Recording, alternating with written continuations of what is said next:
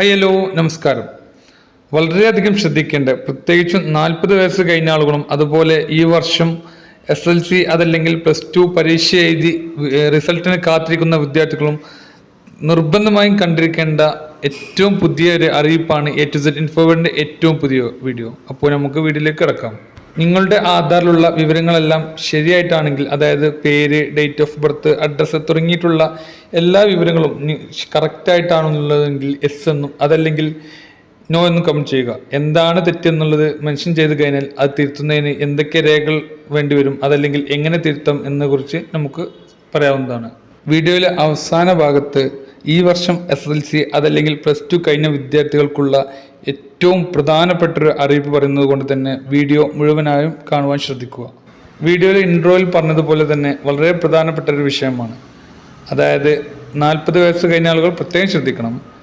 നിങ്ങളുടെ ആധാർ 10 വർഷം കഴിഞ്ഞിട്ടുണ്ട്, അതായത് നിങ്ങളുടെ ആധാർ ആദ്യമായി എടുത്തിട്ട് 10 വർഷം കഴിഞ്ഞിട്ടുണ്ടെങ്കിൽ നിങ്ങളുടെ ആധാർ ഡോക്യുമെൻറ്റ് അപ്ഡേഷൻ, അതായത് 10 വർഷം കഴിഞ്ഞതിന് ശേഷമുള്ള പുതുക്കൽ ചെയ്യൽ നിർബന്ധമാണ്. ഡോക്യുമെൻറ്റ് അപ്ഡേഷൻ ചെയ്യുന്നതിനായി തൊട്ടടുത്തുള്ള ആധാർ എൻറോൾമെൻറ്റ് കേന്ദ്രത്തിലോ അതല്ലെങ്കിൽ കേരളത്തിൽ കൂടുതലായിട്ടും അക്ഷയ സെൻറ്ററുകളിലാണ് ആധാർ എൻറോൾമെൻറ്റ് കേന്ദ്രമുള്ളത്.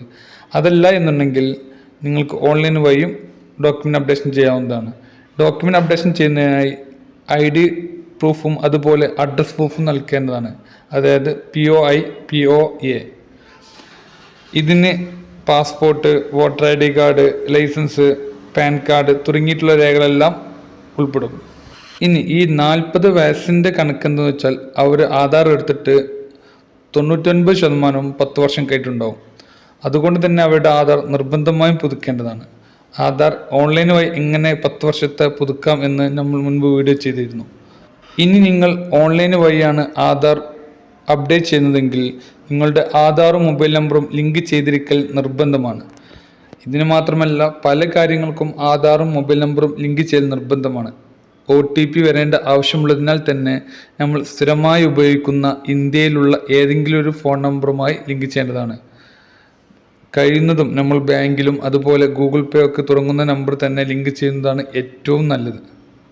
ഇനി നിങ്ങൾ മൊബൈൽ നമ്പറും ആധാറുമായി ലിങ്ക് ചെയ്തിട്ടില്ല എന്നുണ്ടെങ്കിൽ തൊട്ടടുത്തുള്ള ആധാർ എൻറോൾമെൻറ്റ് ഏജൻസിയിൽ ചെന്ന് നിങ്ങളുടെ മൊബൈൽ നമ്പർ നൽകിയാൽ 2 അതല്ലെങ്കിൽ 3 ദിവസത്തിനുള്ളിൽ തന്നെ നിങ്ങളുടെ ആധാർ മൊബൈൽ നമ്പറുമായി ലിങ്ക് ചെയ്യാവുന്നതാണ്. അതുപോലെ തന്നെ നിങ്ങളുടെ ആധാർ എടുത്തിട്ട് 10 വർഷമായോ ഇല്ലയോ എങ്ങനെ അറിയാമെന്നത്, നിങ്ങളുടെ ആധാറിൻ്റെ സൈഡ് വശത്ത് ആധാർ എടുത്ത ഡേറ്റ് ഉണ്ടാകും. അവിടെ നിന്ന് അങ്ങോട്ട് 10 വർഷം ആയിട്ടുണ്ടെങ്കിൽ നിങ്ങളുടെ ആധാർ പുതുക്കുക.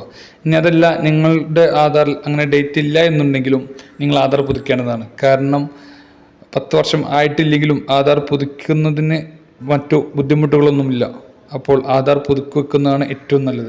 ഇനി നമ്മൾ തുടക്കത്തിൽ പറഞ്ഞതുപോലെ തന്നെ ഈ വർഷം SSLC അതല്ലെങ്കിൽ +2 എക്സാം എഴുതി റിസൾട്ടിന് കാത്തിരിക്കുന്ന വിദ്യാർത്ഥികൾ നിർബന്ധമായും ചെയ്യേണ്ട ഒന്നാണ് നിങ്ങളുടെ ആധാർ ബയോമെട്രിക് അപ്ഡേഷൻ. അതായത് 15 വയസ്സ് നിങ്ങൾക്ക് തികഞ്ഞിട്ടുണ്ടെങ്കിൽ, അതായത് SLC പഠിക്കുന്ന സമയം മിക്കവാറും 16 വയസ്സായിരിക്കാം.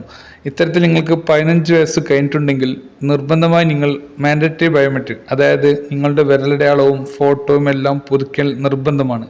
ഇതിനായി തൊട്ടടുത്തുള്ള ആധാർ എൻറോൾമെൻറ്റ് ഏജൻസി സെൻറ്ററിലോ അതല്ലെങ്കിൽ അക്ഷയ സെൻറ്ററിലോ ചെന്ന് നിങ്ങളുടെ ബയോമെട്രിക് വിവരങ്ങൾ നൽകി ആധാർ പുതുക്കേണ്ടതാണ്. അതുപോലെ തന്നെ ആധാറിൽ മൊബൈൽ നമ്പർ ലിങ്ക് ചെയ്തിട്ടില്ല എന്നുണ്ടെങ്കിൽ നിർബന്ധമായും മൊബൈൽ നമ്പറും ആധാറുമായി ലിങ്ക് ചെയ്യുക. കാരണം പല സ്കോളർഷിപ്പുകളും ചെയ്യുന്നതിനും അതുപോലെ ബാങ്ക് അക്കൗണ്ട് ഓപ്പൺ ചെയ്യൽ, പാൻ കാർഡ് തുടങ്ങിയിട്ടുള്ള എല്ലാ കാര്യങ്ങൾക്കും ആധാറും മൊബൈൽ നമ്പറും ലിങ്ക് ചെയ്യൽ നിർബന്ധമാണ്. നിങ്ങളുടെ ആധാർ പുതുക്കിയിട്ടുണ്ടോ ഇല്ലയോ എന്നറിയുന്നതിന് നിങ്ങളുടെ ആധാറിലുള്ള ഫോട്ടോ കുറേ മുൻപുള്ള, അതായത് തിരിച്ചറിയാത്ത രൂപത്തിലാണെന്നുണ്ടെങ്കിൽ നിർബന്ധമായും ആധാറിൽ പുതുക്കേണ്ടതാണ്.